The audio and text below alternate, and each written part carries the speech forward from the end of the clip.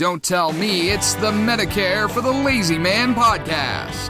The Medicare podcast Meatloaf sang about in 2 out of 3 Ain't Bad. He parallel parks like a pro. It's Medicare expert Doug Jones.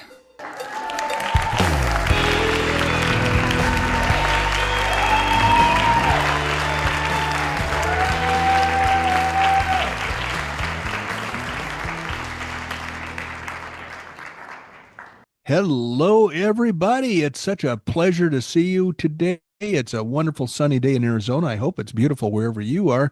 This is Doug Jones, your Medicare expert, and I am here to help you feel really, really good about your impending transition to Medicare. Now, it may not be coming up for a while, but that's okay. And it may have already passed, but you're probably going to enjoy our content because Medicare is like a squishy ball that changes shape when you squeeze it. It often has new, interesting things to talk about, and that's what we spend our time doing, talking about Medicare, preparing people for their transition to Medicare, and informing people that are on Medicare about maybe trends that will affect them or be of interest to them in one way or another. So how do I generally communicate with people that are on Medicare, and how do I find new clients?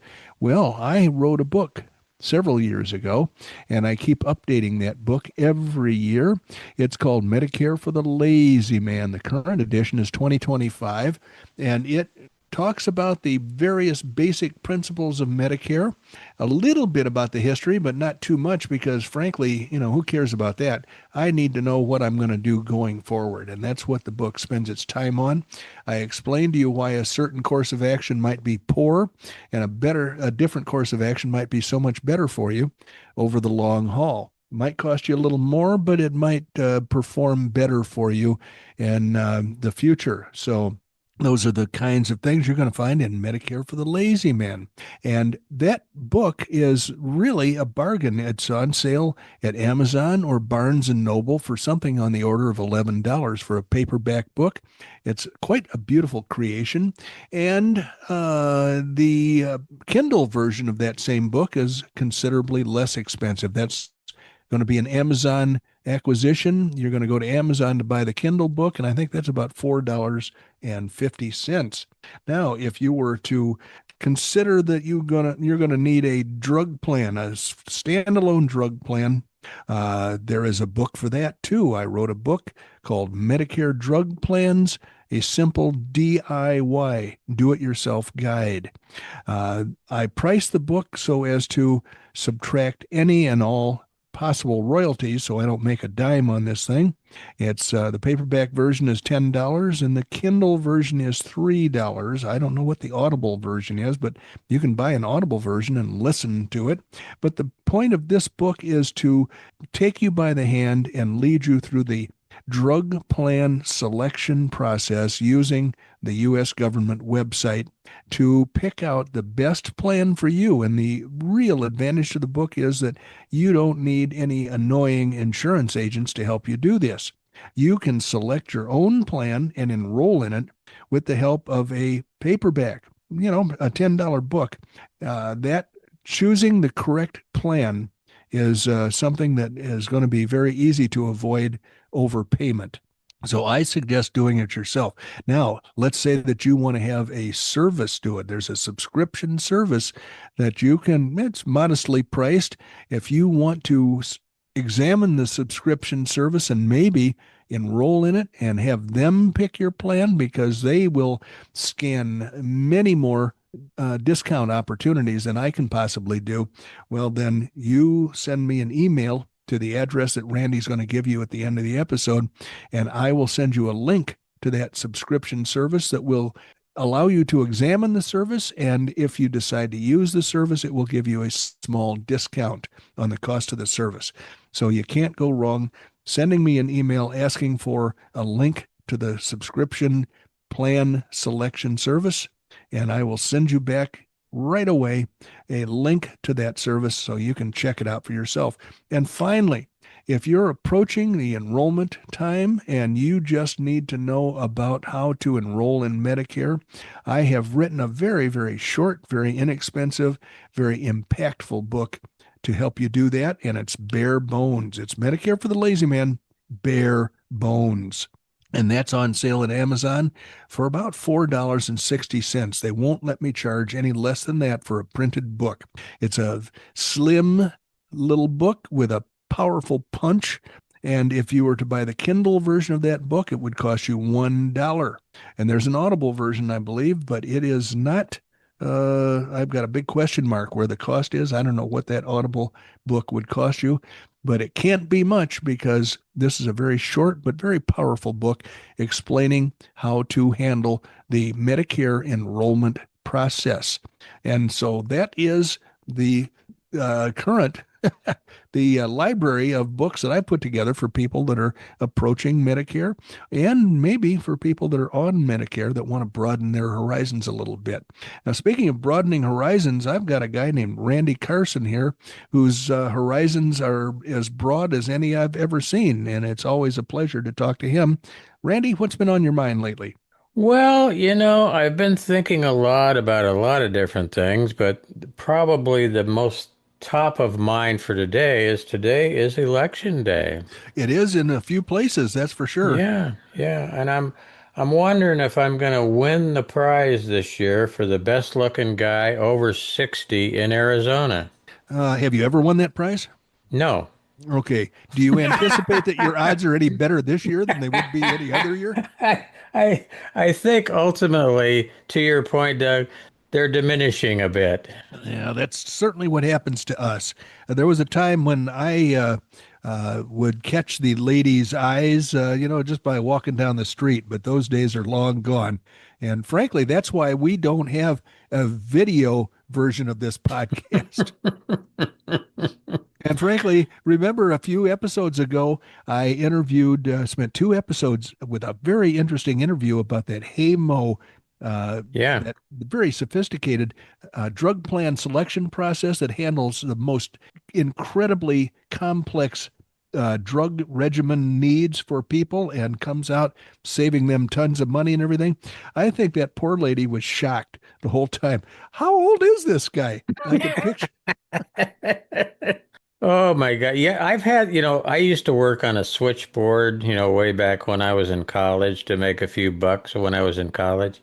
And you would get, a mental picture in your mind of what somebody looked like, just by their voice. Yes. And then on rare occasion, you would meet them in person, and it was either a wonderful shock or a not wonderful shock because you're going, holy bananas, that is that person? Yeah, their voice is so much different than I expected.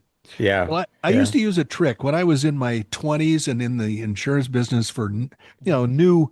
It was new to me, but I was learning my way around and I had to do a lot of telephone work, not cold calling people so much, but on behalf of clients, I would have to research things and everything. So I developed a bunch of people in my Rolodex that I knew I would be talking to periodically.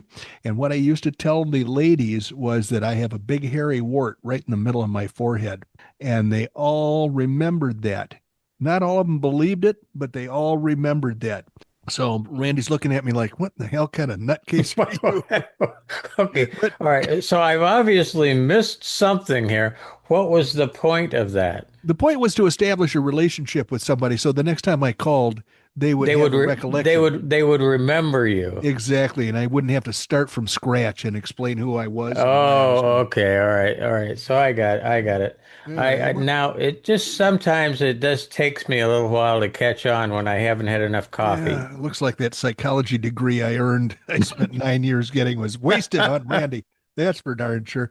I think we ought to get going here, and I'm gonna ask Randy to help us out with our content after a few minutes. But the first thing we have to do is to do our regular segment entitled Medicare Advantage Minute, and that's a segment of the show in which I tell you what's going on in the world of Medicare that may cause you to decide not to buy a Medicare Advantage plan when you turn 65, or it may cause you to get out of your existing Medicare Advantage plan before something bad happens.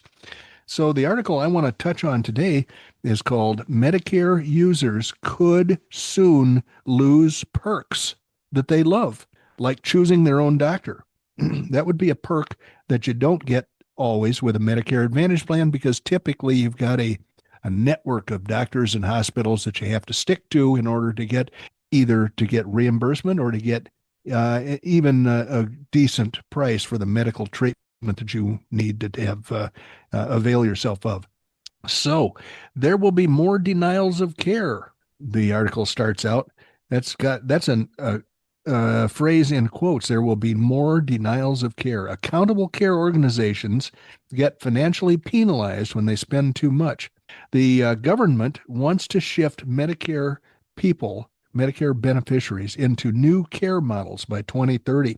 One of the benefits of traditional Medicare is the flexibility of choosing your doctor and the ease of seeing specialists. You don't have to ask permission of any insurance company, but that could be about to change. Healthcare providers under Medicare could soon be tightening their spending by scaling back care or requiring more prior authorizations, as the government has pushed to have all beneficiaries in cost-cutting models by 2030. The CMS, that's the Centers for Medicare and Medicaid Services, the CMS Innovation Center earlier this year released a new strategic goal to move Medicare and Medicaid beneficiaries to accountable care arrangements with providers who assume the financial risk of providing care, according to a government spokesman. The government said it aims to have all people with traditional Medicare in such arrangements by 2030. Under these arrangements, groups of doctors, hospitals, and other healthcare providers work together to coordinate patient care. The accountable care organizations are then financially responsible for the care provided, getting bonuses if spending is lower than targeted and penalties if the spending is higher. Accountable care organizations are structured to operate more like Medicare Advantage plans. That's the scary part of this article. They are rewarded for not providing care. There's more prior authorization.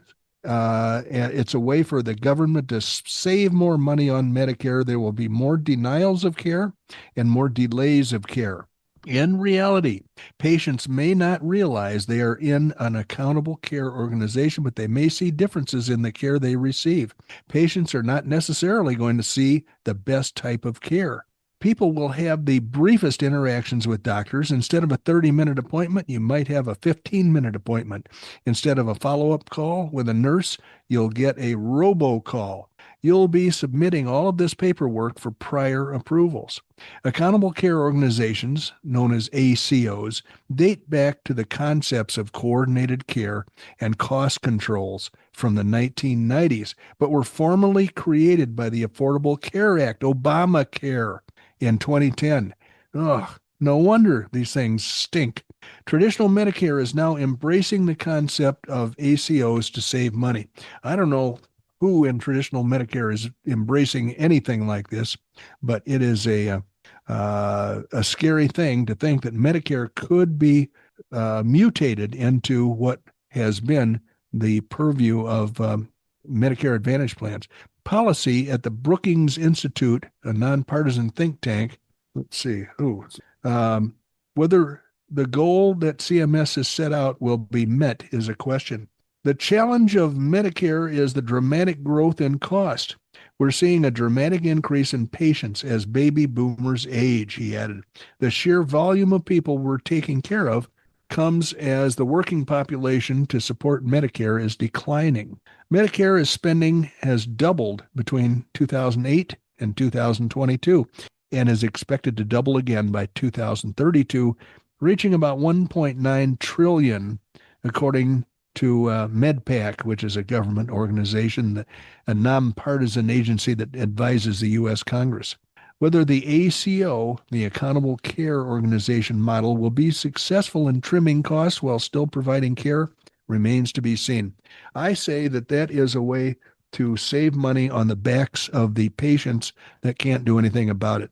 So I'm firmly against watering down the beautiful parts of Medicare in order to save money.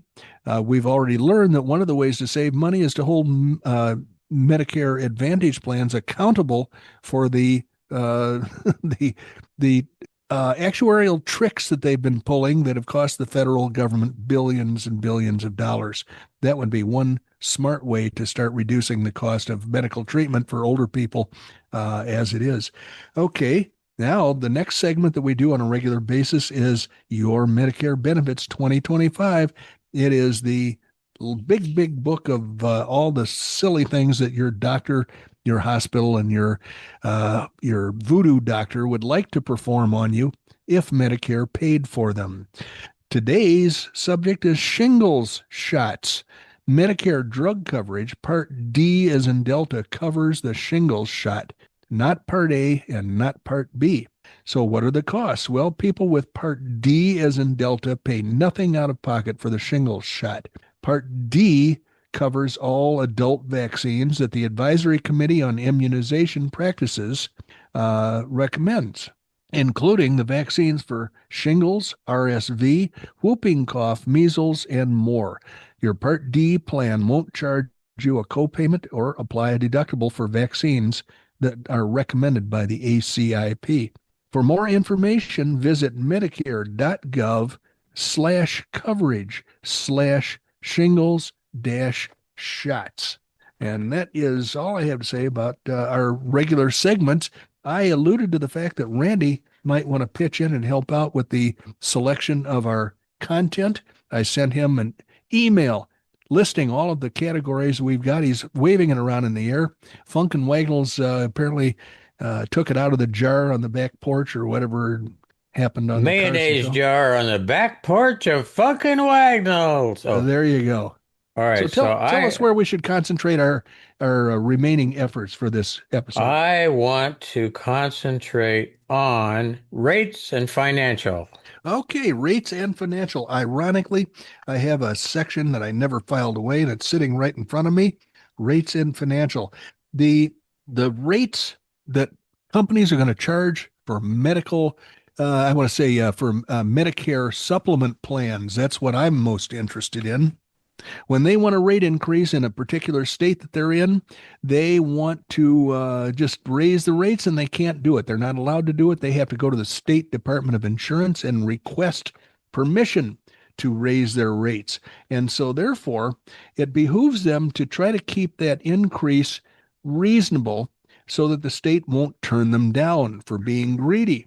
And they also want to keep it reasonable to maintain some competitive posture as opposed to their competitors in that particular state, assuming they want to sell business. So what I've got here is a list of the companies that have recommended or requested rate increases in various places for their Medicare Advantage or Medicare supplement plans. And starting out with United Healthcare, the big kahuna, they have asked for, this is the reason we're doing this is it's indicative of the costs that will be charged in the future, the early part of 2026, and it's indicative of whether medical inflation is ongoing or whether it's starting to subside. If the actuaries that these companies employ see that medical inflation is kind of on the downhill side, then the requested rate increases will be smaller. And so I like to scan these. United Healthcare is asking for a 14.5% rate increase in New Hampshire, Oklahoma, and New York. Aetna is asking for 12.5% in New Hampshire.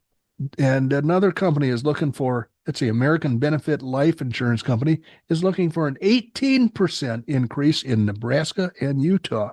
Now, another company, Anthem, Blue Cross Blue Shield, which is changing its name to Elevance, has asked for an increase in Wisconsin of only 5%. So that's pretty cool. That same company in Indiana is looking for 5.8%. Blue Cross Blue Shield in Kansas City is looking for 11% in the state of Kansas. Blue Cross Blue Shield in Massachusetts, which reminds me, I've got to make a call to those guys and see if I can't get a license or a contract to deal with their product in Massachusetts so that I can sign up people that want to have a reasonably priced product, but just, have nowhere to go. So they're looking for a 10% rate increase in Massachusetts. And Blue Cross Blue Shield of Vermont is looking for only a 7.4% rate increase in Vermont. Aetna, a major player, a big old line insurance company, is looking for 15% in Vermont, whereas Blue Cross Blue Shield is looking for 7.5%. I don't know what the base price was before these increases are going to be applied. So as I scan the list, I see a whole bunch of other figures, and I'm looking at 2.6% for one company in New Hampshire, and I'm looking at 18% for another company in Florida, 16.8%, 11%, 11%, 20% in North Dakota, Pennsylvania, and West Virginia. Heartland National is looking for a 20% rate increase. Humana wants 12% in various states and 18.7% in various other states and 15% in Idaho and New Jersey. So it's really dependent upon how they're doing in these various states. Cigna, a major insurance company, is looking for 2% increase in DC and Hawaii. That tells me they like doing business there. Medco Containment, I've never heard of this company. They're looking for 0% in Vermont. Something tells me that somebody did a typo there, because why would they be on the list if they don't want an increase? 17.1%, 8%, 11%, 18% for the Mutual of Omaha in Louisiana and New Mexico, 13% for Physician Select in North Carolina, and State Farm, 11.8%, various states. So it looks to me like Medicare and medical inflation are continuing to increase. Wellmark, Blue Cross Blue Shield of South Dakota, 22.5% in South Dakota. Wisconsin Physician Service, 10.5%. And Woodman of the World, they're always at the end of the list. They want 14.6% increase in Virginia. So that is indicative to me that medical inflation is continuing to affect the Medicare supplement rates, and we're going to have to contend with that for the near future at least. So let's look at our rates and financial file, understanding Medicare supplement commission structures. Original premium versus total premium. I think this article should be thrown away. I think it was written for insurance company actuaries. And I'm inclined to think the audience in our realm, our part of the world, is not going to be that excited about what the actuaries at insurance companies are studying. Let's see, I've got Ace Medicare Supplement is a company that I became aware of not too long ago. And they are saying here that their Medicare supplement rates are going to be going up in July. This was last summer, but once again, indicative of Medicare supplements, 20%, 28% rate increase and 11% rate increase on the, here is the deal.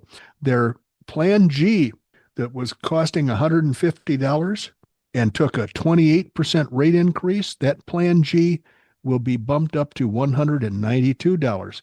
But if the client followed my advice and purchased a high deductible Plan G from this company, and if that high deductible Plan G cost $50, then they raised the rates on their high deductible Plan G only by 11%, not the 28% that they applied to the to the regular Plan G. So the expensive plan actually got a 28% increase. The inexpensive plan got an 11% increase. So the increase on the expensive plan was $42 a month. The increase on the inexpensive plan that I recommended to all my clients was $5.50 a month. So after the increase goes into effect, what had cost $150 now costs $192. And that's for regular Plan G. For high deductible Plan G, the plan I always recommend, it went from $50 to $55.50. What I'm trying to point out here is that with Plan G, you can expect regular rate increases that are fairly high. With high deductible Plan G, which offers the opportunity to share the costs, you're going to start out with a lower rate. Your rate increases will be smaller than they would be with Plan G, and they will come less frequently. That is a story that is told over and over and over again. I've got a fairly thick bunch of stuff here. In Montana, this same company, Ace Medicare Supplements, and they're combined with Chubb, which is historically an old line, very solid property and casualty company that specialized in helping servicemen, I believe. So in Montana, they filed for rate increases. Plan F, the most expensive plan there is, they asked for a 28% increase on Plan F. For Plan G, which has become the standard for all people that turned 65 in since 1955, that were born in 1955 or later. That plan is they're requesting a 23%. So 28% on Plan F, 23% on Plan G, 11% for the high deductible plan. That is a real bargain. If you've got a Medicare supplement plan and you want to minimize your rate increases, high deductible Plan G is the way to go. In Mississippi, this same company is asking for 20% increase on plans F and G, only a 15% increase on high deductible Plan G. In Louisiana, Plan F, they're looking for a 28% increase, 23% on Plan G, and 11% on high deductible Plan G. In Alaska, they're going for 11% on all plans, and in Florida, 9% on all plans. So once again, when I suggest to somebody that they get a high deductible Plan G, often they're afraid of the cost sharing. Oh boy, I don't want to have a big bill and have to pay a lot of money.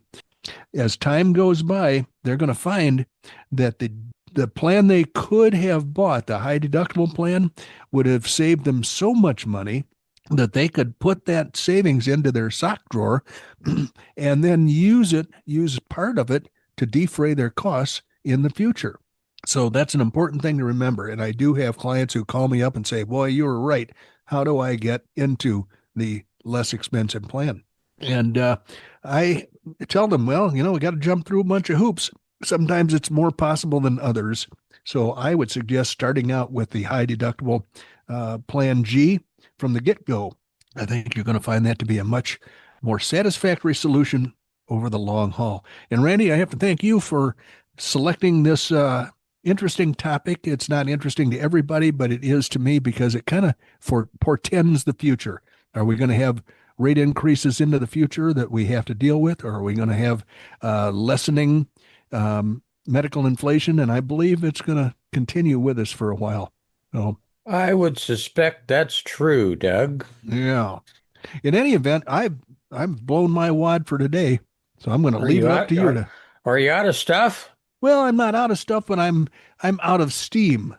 Oh, okay. I got it. I suspect the audience is getting tired of hearing me pontificate about this kind of stuff. So I'm going to leave it to you to tie everything up and make sense of what we've been doing here. Okay, well, I've got several things I always like to do before we close up shop and lock the doors, and they're very important. So grab a pen, write down this email address, dbj@mlmmailbag.com. You can reach Doug on that any time of the day or night with a question, a comment, or a wondering, or whatever you got. He's there. He monitors it 24/7. I'm not sure he even sleeps, but having said that, there it is. That's the email address, dbj@mlmmailbag.com. Doug is licensed nationwide to help you with your Medicare supplement planning. Check us out at the website, medicareforthelazyman.com. A lot of good stuff going on there, if I do say so myself. In your wanderings through the wilds that are the internet, drop a review for us. We'd love to have another review from a customer. We're trying to stay ahead of the travelogue, people, and so far, so good. We like to be ahead and we like to win, as we have for several years running. Number four, last but certainly not least, thank you for joining us today. You could have been anywhere else, doing anything else, with anybody else, but you were with us, which is exactly where we love to have you. You have just spent about 32 and a half minutes with Doug Jones, the anti-insurance guy, originally from Oklahoma. No more. Right now, he's camped out in the Nosebleed Mountains behind Cave Creek, Arizona, the home ground of the Nosebleed Indians. But he's just working his way up to where he can deal with the high altitude now. So I'm going to take it easy today. I'm going to put him in at 9,500 feet. Boy, that's a literal breath of fresh air, and I appreciate it, Randy. Thank you so much, ladies and gentlemen, for joining us today. It's been a blast having you with us, and I'm hoping that you come on back for our next episode, which is going to happen very, very soon. We'll see you then. Bye-bye.